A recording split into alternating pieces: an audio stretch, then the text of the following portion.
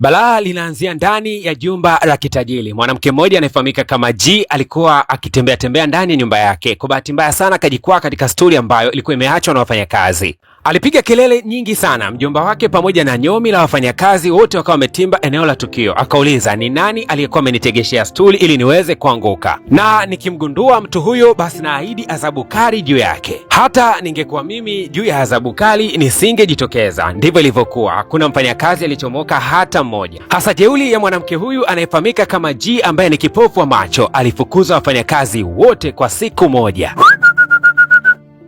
Huyu dada ana shida gani? Historia inaturudisha nyuma miaka kama 5 iliyoweza kupita. Dada huyu anayefahamika kama G alikuwaga ni kiongozi wa timu fulani hivi inayocheza densi ya ballet na alikuwa akiongoza, lakini kwa bahati mbaya siku moja katika tamasha akaangukiwa na viupa fulani katika macho na akasababisha upofu wake. Mbaya zaidi ni kwamba hata wazazi wake hawakukawia sana, wakapoteza maisha. Tena ilikuwa ni kwa ajali mbaya sana ya gari. Mwisho wa siku mtu aliyechukua jukumu la kumhudumia bidada akawa ni mjomba wake. Simu zilikuwa zikipigwa kutokea hospitali kubwa tofauti ndani ya nchi ya Korea, lakini kwa bahati mbaya hakuwepo daktari yeyote aliyeweza kuyatibia macho yake. Simu za kukosekana kwa daktari anayeweza kuyatibia macho ya bidada ilikuwa inamvunja sana moyo, na alikuwa akimchukua mbwa wake na mara tu anaenda kutembea katika mitaa kwa hasira sana. Lakini katika wakati huo tunaonyeshwa juu kabisa ya jengo la ghorofa kuna mwamba mmoja anafahamika kama Dani. Huyu jamaa akawa amejirusha kutokea ghorofani na mara ghafla mbawa zikachomoka. Huyu mwamba ni malaika Dani na ni miongoni mwa malaika wenye huruma sana. Siku ya leo alikutana na mzee mmoja akiwa amepakia mbwa katika juu ya gari, kitu ambacho alijisikia vibaya sana kuona kwamba wale mbwa wamefungwa vibaya. Akajipenyeza na kuingia ndani ya hili gari ambalo mzee huyu mfuga mbwa alikuwa amepakia mbwa wake, lakini huyu mzee alikuwa muone, akaanza kumfanyia miuzauza fulani hivi. Mzee mwisho wa siku akapoteza mwelekeo na kuangusha gari yake. Mbwa wote waliokuwa wamefungwa wakaondoka eneo lile, lakini kuna kambwa kadogo hivi kwa bahati mbaya kutokana na mwanguko wa gari kakawa kameweza kupoteza maisha. Mwamba akaisafirisha roho yake na kuilaza mahali pema. Mshikaji kila anapotekeleza jukumu jema basi huwa kuna credit ambazo huwa anazipata na kuna mahali ambapo anapatarajia kufika, lakini siku ya leo alisikia kuna mbwa anabweka mitaa jirani na makaburi, na kumbe alikuwa ni yule mbwa wa bidada G ambaye anamtumia sana kutembea naye katika mitaa. Kumbuka kwamba bidada G ni kipofu. Sasa kuna wauni wawili walikuwa wakisema kwamba unajua vipofu wote wanatakiwa kukaa nyumbani, sio kuja kutusumbua huku mtaani, mnatutamanisha. Sasa bidada akawa anaomba msamaha kwamba naomba basi mnisamehe, lakini wakazidi kumsogelea kwa jirani, kisha akatoa kichupa fulani na kumwambia kuwa unatakiwa kunywa kinywaji hichi bidada. Na kadri bidada G anapozidi kugoma ndivyo akazidi kumzabazaba kidogo katika maeneo ya makalio yake na kumshika katika maeneo ya kifua, kitu ambacho kikaanza kumkela huyu malaika Dani. Na wakati mwamba Dani anataka kwenda kumsaidia bidada, mara bidada akatoa ile fimbo yake ya kipofu akaichomoa ile fimbo na kuanza kuwatandika hawa miamba. Walishangaa sana kuona kwamba bidada anatumia fimbo yake vizuri na amewaweza wote. Na baadaye bidada akawa anaondoka katika eneo lile, lakini kila akikumbuka kwamba miaka 5 iliweza kupita nyuma alikuwa anaona, akajikuta anatamani kuanza kulia. Akafikicha macho yake kwa hasira akisema kuwa nilikuwa naona mimi. Ukweli ni kwamba bidada amelia sana kutoka siku aliyopoteza uwezo wa kuona, kwa mpaka machozi yamekauka na hana uwezo wa kutoa machozi tena. Ghafla tu mvua ilikuwa inanyesha, akafurahi kuona kuwa mvua ilikuwa imemsaidia kumwaga machozi. Na mwamba Dani alipoona mvua hii inamnyeshia bidada kwa wingi sana na bidada amerelax tu, basi moja kwa moja akaenda akakaa kando ya bidada, kisha akaweza kuistopisha ile mvua na akaweka jua liweze kumulika wakati huo. Lakini ghafla bidada G akasema kuwa wewe ni nani uliyekaa kando yangu? Mwamba Dani akashangaa sana kwa sababu si kawaida ya binadamu yote kuhisi wala kugundua kwamba malaika yuko kando. Jamaa ikabidi kusogea pembeni kidogo, lakini ghafla bidada akamuuliza ni kwa nini unasogea pembeni?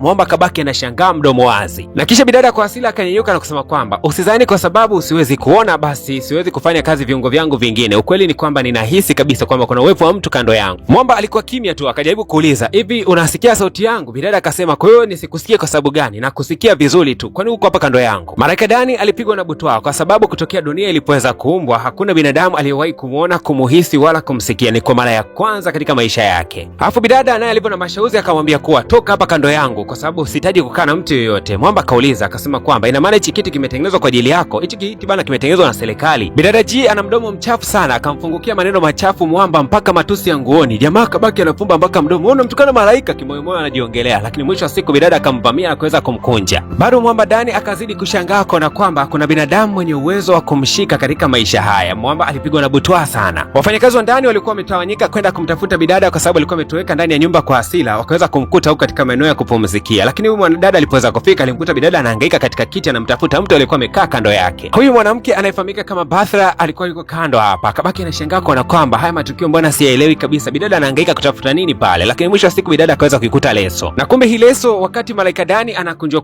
katika maeneo yake ya shati alikuwa ameiangusha, na bidada akaweza kuiokota na kuichukua. Na kwa faida yako tu ni kwamba kile kileso ndo kitu cha msingi zaidi kwa yule Malaika Dani kuweza kufanya kazi zake. Kama akikosa ile leso, basi shughuli inakuwa ni pevu sana, hasa huku upande wa pili Malaika Dani kutokea asubuhi mpaka nyakati hizi bado haamini kana kwamba ameweza kuonekana. Nyakati za usiku hizi akasimama katikati ya barabara, kisha akanyosha mkono wake. Kwa bahati mbaya hakuna gari iliyoweza kumgusa hata moja. Swali ni moja tu linalounguruma katika akili yake, ni kwa nini sasa yule bidada ameweza kuniona na kunisikia, au ninaota mimi mwenyewe malaika? Na wakati anaendelea kujiuliza, hapa kuna gari ilikuwa imepita kando yake, na mwisho wa siku ikawa imeweza kumgonga paka baada ya kugonga nguzo, kitu ambacho kikamsababisha mwamba kama kawaida aende kwa yule paka ili aweze kuchukua roho yake na kaipumzishe. Lakini jirani tu na huyu paka, mwamba akaanza kukumbuka matukio ambayo kiongozi wake alikwenda kumsihi siku za hivi karibuni, akimwambia kwamba umebakiza kazi moja tu, baada ya kuikamilisha kazi hiyo basi utakwenda kubadilika na kuingia katika cheo chako ambacho unatakiwa kuwa. Na huyu kiongozi wake akamwambia kuwa kama ukishindwa kutimiliza kazi hiyo, basi hakika utakuja kutoweka kama mshumaa unavyoisha. Hasa mwamba baada ya kuipumzisha roho ya yule paka kwa amani, mwisho wa siku akawa anarudi nyumbani ili kutazama katika eneo lake la koti la suti, akagundua kwamba kitambaa chake hakipo. Katika kuvuta kumbukumbu akakumbuka kwamba yule bidada alipokuwa amemkuida, huenda yule ndo alikuwa ameiangusha ile leso katika mitaa ile. Basi akasema haraka sana anatakiwa akachukua ile leso kwa sababu amebakiza masaa 12 tu aweze kupanda nafasi yake na aondoke katika ulimwengu huu. Mwamba alitafuta ile leso mpaka alichoka, akakuja kugundua kwamba huenda yule mwanamke ndio alikuwa ameichukua ile leso. Huenda kika mwanamke ni kaizi bwana. Hasa kwa kuwa malaika wana uwezo wa kuteleport, ama ni kupotea na kutokea sehemu nyingine, basi moja kwa moja akatokea katika nyumba ya bidada, na huku alipoweza kufika tu akaiona ile leso bidada akiwa amelalia nyakati za usiku. Alipotaka kuichukua leso hii, bidada akawa amehisi kana kwamba kuna mtu hapa ndani. Mwamba akabana pumzi asipumue hata kidogo, bidada hata asiweze kumsikia, na mwisho wa siku bidada akazimisha mshumaa na kuendelea kulalia ile leso. Malaika Dani akapanda juu kabisa ya ghorofa, huku akaanza kujilaumu ni kwa nini ameshindwa kuichukua leso kwa wakati huu. Tunaonyeshwa ni siku ya kesho yake. Bidada G anaelekea katika maeneo ya ofisini, lakini huko ofisini anayeongoza kampuni kwa sasa ni anti yake anayefahamika kama Sunja. Kutokea siku wazazi wake walipoweza kufariki, basi huyu ndo alikuwa akiongoza kampuni. Upande wa Malaika Dani hali ni tete. Kutokea jana usiku bado anatapatapa tu kukitafuta kile kitambaa chake mpaka ndani ya gari ambayo bidada anaitumia. Bidada akawa ameshtukia kwamba hapa ndani pana mtu, akawa amevaa headphone, na dakika chache mbele wakawa wamefika katika kampuni. Mjomba wake na anti yake wakawa wameweza kumkaribia na huku akimpokea kwa furaha sana, lakini walipokuwa wamemsogelea jirani na kutaka kumkumbatia, bidada akawa amewasukumiza mbali. Hii kitu ilimkera sana Sunja na akaanza kuonesha rangi yake halisia kwa kuanza kumfokea bidada. Lakini haya malumbano bidada hakutaka yadumu kwa muda mrefu, kwa sababu hapa wamezungukwa na wafanyakazi. Mwisho wa siku akawa wamekutana kwa ndani, na kikao kikawa kinalenga kwamba yale mashindano ya Barrett yatakwenda kufanyika siku ya leo, na Malaika Dani yuko bega kwa bega na bidada kila sehemu anakoelekea, na yeye yupo. Mwisho wa siku akatimba mpaka katika ukumbi fulani hivi, na huko kuna mashindano ya Barrett yanaendelea. Mwamba akavutiwa nayo sana, akawa bize kuyatazama na akamwacha kabisa bidada. Na kumbe huku bidada G alikuwa ameelekea katika chumba cha peke yake, akajifungia mlango, kisha akachukua kile kitambaa cha yule malaika na kukikunja kunja. Baada ya hapo akaanza kufanya mazoezi ya kucheza licha ya kwamba ni kipofu. Baada ya mashindano yale, bidada Jiang alipaswa kuhutubia watu wote walioweza kufika katika eneo hili. Anko akazidi kumtafuta, lakini hawakuweza kufanikiwa kumuona katika maeneo haya. Yuko wapi huyu? Lakini dakika za mwishoni sana, watu wakiwa wanaelekea kuhitimisha kile kikao na kusema kwamba tumeilisha, ghafla tu mlango akaweza kufunguka. Alikuwa ni mjomba mtu amemshika bidada Jiang, na Jiang ghafla akaanza kuhutubia. Bidada akawa anasema kuwa kutoka nilipoweza kupata ukipofu nimebakia peke yangu, yaani nimebakia mimi pamoja na kivuli changu. Lakini hapa kunaonekana kuna mtu mmoja akiwa amevalia miwani meusi kando kidogo katika eneo hili la ukumbi. Baada ya kukamilika kwa ile speech ya bidada, moja kwa moja Sunja akawa amemfuata na kumwambia kuwa ulikuwa na maana gani kusema kwamba umebakia peke yako wewe na kivuli chako? Ina maana sisi hatupo? Lakini ukweli ni kwamba siku ambayo bidada Jian alipata ukipofu, huyu Sunja aliendaga kumkumbatia katika maeneo ya hospitali, ila alikuwa akitabasamu kana kwamba tukio hili ni kama alikuwa amelizamilia aliweze kumpata bidada. Lakini bidada Jian wala hakutaka maneno hayo mengi, akawa anaondoka katika lile eneo bana. Hakutaka kabisa hata kumkumbusha anti yake kwamba alikuwa anatabasamu siku hiyo. Bidada alikuwa amehisi tu kana kwamba kulikuwa kuna mtu kando yake ametabasamu. Lakini mara tunamuona Malaika Dani akiwa ameshika kile kitambaa chake. Kumbe bidada wakati ule anaendelea kucheza, Malaika Dani alienda kukichukua kile kileso ambacho kilikuwa kimewekwa kando kidogo na bidada. Nyakati hizo za usiku, bidada Jian akiwa analejea nyumbani, anko wake alikuwa akiendesha gari yake taratibu kumpeleka bidada, lakini ghafla ni kama alihisi kwa breki ilikuwa ifanye kazi wakati huo. Ile mihangaiko ya mjomba mtu ikazidi kulihangaisha gari, na mwisho wa siku gari ikapoteza mwelekeo na ghafla tu ikaweza kucrash chini, na ni katika sekunde za kuhesabu tu, kwani gari ilikuwa imegama kidogo katika kando ya daraja. Maana yake kwa lugha nyepesi, ndani ya muda mfupi gari inaweza ikazamia kwenye maji. Na bidada Jian aliyekuwa na ufahamu kiasi chake akazidi kujipachua kutokea katika ule mkanda uliokuwa umeweza kumfunga, lakini akazidi kusema mjomba, nisaidie. Kumbe mjomba mtu alikuwa yuko kimya, kwa lugha nyepesi alikuwa amekata moto. Hasa huku upande wa pili, baada ya Malaika Dani kukamilisha kazi yake moja kwa moja, sasa anataka kurejea katika mbingu, kwa maana ya kwamba kazi zake hapa ulimwenguni zimeisha. Akataka kupiga vidole vyake ili aweze kupotea ulimwenguni, lakini akasikia sauti kama ya mtu anayemfahamu akisema kuwa nisaidie, nisaidie. Mwamba amebakiwa na kama dakika 3 tu anatakiwa kurejea mbinguni. Akipitiliza dakika hizo ni hatari na nusu. Akasogea kando kidogo ya hiyo gari ambayo ilikuwa imepata ajali, na gari hii soon as possible itakwenda kuangukia katika mto, na mara ghafla tu bidada atapoteza maisha yake. Kwa hiyo akakaa hapo kando kusubiria roho ya bidada ili aiongoze mahali pema. Bidada akazidi kulaumu sana, akilaumu kutoka siku aliyozaliwa, akalaumu siku ambayo wazazi wake waliweza kumwacha, akalaumu kila majanga anayoyapitia katika maisha yake. Maneno haya magumu yalikuwa kimuumiza sana huyu Malaika, na miongoni mwa makosa makubwa ambayo Malaika hapaswi kuyafanya ni kuzuia kifo cha mtu ambaye anatakiwa kufa kwa wakati huu. Na ghafla tu ile gari ikaanza kudidimia na ikawa inaangukia katika maeneo ya mto. Bidada akawa anatupa maneno mabaya kwa huyu mwamba aliyesimama kando yake, akisema kuwa wewe ni mtu mwenye roho mbaya sana. Lakini jamaa aliyaziba masikio yake asiweze kusikia haya maneno ya lawama, amsubirie bidada aweze kufa kisha iongoze roho yake mahali pema. Kengele ya kanisa ikawa inasikika, na hii kengele inaposikika ndio Malaika huyu anapaswa kuondoka katika ulimwengu. Swali ni moja tu tunaloondoka nalo ni kwamba je, Malaika Dani ataweza kuondoka katika ulimwengu na kumwacha bidada aweze kufa? Na kama asipoondoka, madhara yake ni yapi ambayo atakuja kumkuta? Ili kupata mwendelezo wa tamthilia yetu, hakikisha tu kwamba katika ukurasa wa kusubscribe hapo kuna channel mbili zimeweza kuungana, kisha unagusa subscribe kwenye channel ya kwanza na subscribe kwenye channel ya pili ili uweze kupata kazi hizi kwa umakini zaidi. Lakini pia kwa yeyote yule mwenye tangazo lake la kibiashara anaweza kutucheki kupitia nambari za simu kama unavyoweza kuziona chini ya screen yako 0622113984. Episode ya pili hii hapa.